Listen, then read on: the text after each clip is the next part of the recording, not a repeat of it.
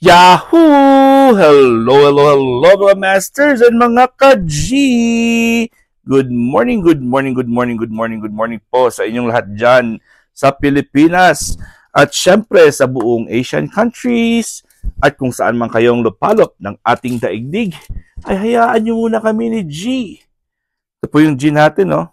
Nabatiin po kayo ng good morning, good noon, good afternoon, good evening at good night na po sa mga ready nang matulog. At welcome aboard, second day of November. At kamusta po ang inyong mga bakasyon dyan sa Pilipinas? Siyempre, alam naman natin yan na meron tayong undas. Yung iba dyan ay nakauwi na po at nagbisita po sa kanilang mga mahal sa buhay sa semeteryo. Yan. At continue tayo sa ating lecture. At siyempre, ako po ay magpapasalamat din po sa lahat ng mga dumalo at pumunta po at nakisaya po sa ating premiere promotion kagabi sa Team Puyaters. Ayan po, ako ito yung nag-enjoy na enjoy talaga. At syempre, maraming salamat sa nag-support at nakigulo at nakihalubilo at sa lahat po ng umakyat at lahat po na sumama, syempre sa buong Team Puyaters at sa Bahay Kulitan. Maraming salamat po sa inyong lahat dyan. At syempre sa mga bagong kaibigan natin, thank you so much ulit. Alright, so continue tayo sa ating lecture about food and drugs. Okay, so kahapon ay medyo nagbigay tayo ng mga topics or mga definitions about food and drugs. So ito naman po, ang continuation natin, hindi natin natapos kahapon. Ang sabi po dito is, yet, psychologically and cognitively, foods and drugs are very different. Siyempre, sa definition pa lang at sa kanilang purpose, at ang epekto niya sa ating utak at sa ating mental health ay ang food and drugs ay napakalayo po silang dalawa. Foods have the presumption of safety. Alam natin na pag kumakain po tayo, most of the time, ang sa paisip natin is, ayun, safe ito po, healthy po ito, safe na safe po ito. But, ito po yung problema. Eat too much and you might feel sick. Pag nasobrahan ng kain, ay pwede din tayong magkasakit. Hindi naman magkasakit talaga na directly, pero feeling natin po ay parang ang sama ng pakiramdam natin. Okay? Parang masama lang, parang super pagod or naimpacho or yung maraming mga feelings po dyan. Parang nauseated ka or masakit yung tiyan mo or basta maraming mga instances na parang feeling sick po tayo, mga masters and mga ka-G. You may also increase your chances of weight gain. Ayun po, pag marami kang kinakain or hindi mo kontrolado yung inyong pagkain, ay mas malaki ang chance na tayo po ay mag-weight gain. So, mas lalong bibigat at bibigat po tayo. Ayun po ang weight gain na tinatawag po nila. Okay? So, ang next naman dyan ay yet unless a food has gone bad. Pag sira na yung pagkain, pag sira na ang iyong kinakain, meron na po siyang bacterial toxins or nagko-contain na po siya ng poison or lason na po yun sa katawan natin, another term for really bad drugs like pesticides. Okay? Ang iba, nagko-contain pang poisons. Ayun pala yung aking hindi ko naintindihan. So, nagko-contain po siya ng mga poisons. Siyempre, hindi natin alam kung saan nanggagaling yung yung kanilang pag-prepare or tinanim nila yung pagkain na yan, yung gulay o prutas na yan. May mga pesticides, may mga poisons pong nakalagay dyan. And that is also another big problem. Diba? Another problem po yan. So, food is meant to be safe. Supposed to be, ang pagkain po na kinakain natin at inalapag natin po sa mesa, supposed to be, they are meant, intended po sila na dapat maging safe. And magpro-provide po sa atin ng life's pleasure. So, syempre, pag bubusugin tayo, pag mabusog tayo, ay syempre happy, o diba? So, syempre, pag happy ka, pag properly nourished yung katawan mo, ay magiging healthy ka at you will live a little bit longer compared sa mga taong hindi kumakain ng real food or mga taong hindi talaga aware sa kanilang nutrition. Drugs, on the other hand, tungkol sa drugs naman tayo, they produce Promethean bargain. Promethean bargain. Tandaan yung word na yan. They can save your life or harm you. So, nagba-bargain po yan. 50-50 po yan, mga masters and mga ka-G. It's either na ang drug na iniinom mo ay masasave niya yung buhay mo or vice versa. Pwede kang lumala dahil po sa iyong tinake na yan.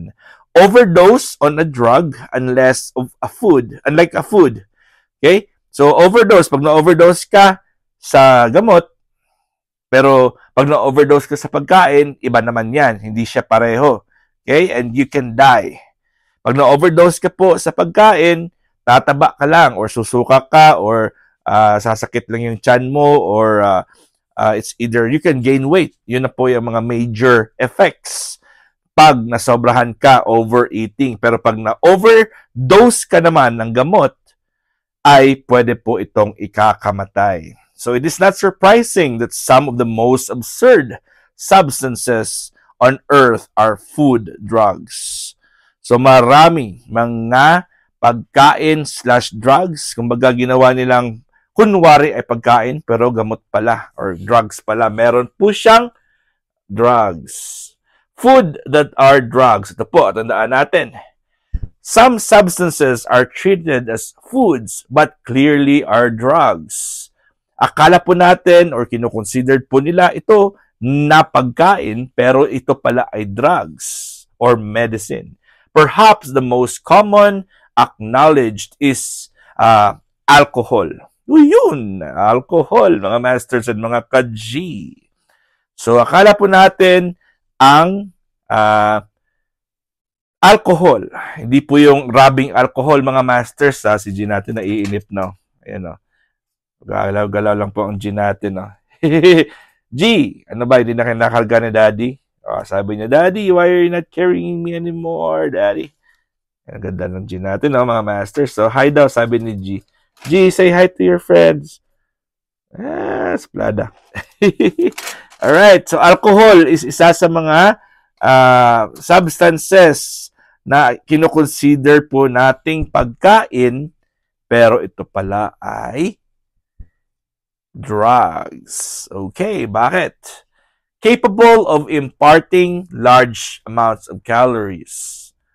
Okay, so pwede tayong uminom niyan, mag-take tayo ng alcohol, pero malaki pala ang calories na makikita dyan. So, hindi po siya nararapat po sa ating katawan. Alcohol is generally not drunk for nutritional advantage. Hindi po iniinom ang alcohol or any products that are alcoholic in nature para po ay makonsider as nutritional, makakabigay sa atin ng benefits or advantage nutritional wise. Diba? So, hindi pala lahat ng pagkain or food ay always healthy po sa katawan natin. Ayun, diba? Alcohol is the first. Ayun, babae, umiinom. Take a swig of olive oil at night. Umiinom pala siya ng olive oil. Akala ko itong iniinom niya na. Here's what happens. Ito. If it was not always thus, for much of history, alcohol provided one of the few ways of ingesting safe water. Okay? Alcohol provided one of the few ways of ingesting safe water. Johnny Appleseed's general appeal, according to Michael Pollan's excellent The Botany of Desire, came from the many wild apple trees he seeded throughout Ohio, later as to make applejack. Alcohol from apples. The wild apples he sowed so freely were too sour to be used as food. Johnny Appleseed, alcohol-producing apples, made him a very popular man. Yet, in the last century and a half, water supplies have markedly improved. Through some drink alcohol, though some drink alcohol to lower their risk of coronary disease, while others extol the taste of single malt liquors. Alcohol's intoxicating drug effects are usually what people find most alluring. Ayun, ang iba po dyan ay gustong-gusto nila yung epekto po ng alcohol sa katawan po nila. Since alcohol is both food and drug, it is eminently available and therefore or thereby thoroughly abusable. Pwede po siyang gamitin para po i-abuse sa katawan natin. Kasi considered po siya as pagkain/drugs. O, di ba, G?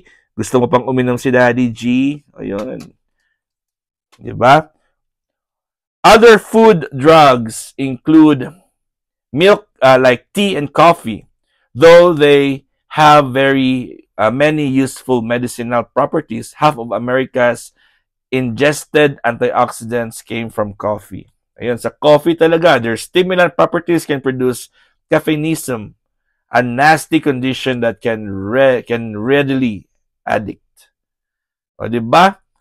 Ang alcohol, addicting na. Ang caffeine pa, which is found in coffee, is very addicting. Mostly addicting. Alright, so hanggang dito lang po tayo ngayon, mga masters. Hindi na po tayo tatagal dahil po ay 12 minutes lang po.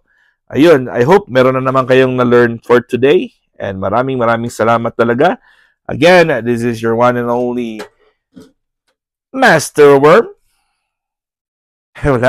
And of course, G, the green girly kitty patuti iguana. God is great. And of course, maraming salamat sa inyo lahat. Yahoo!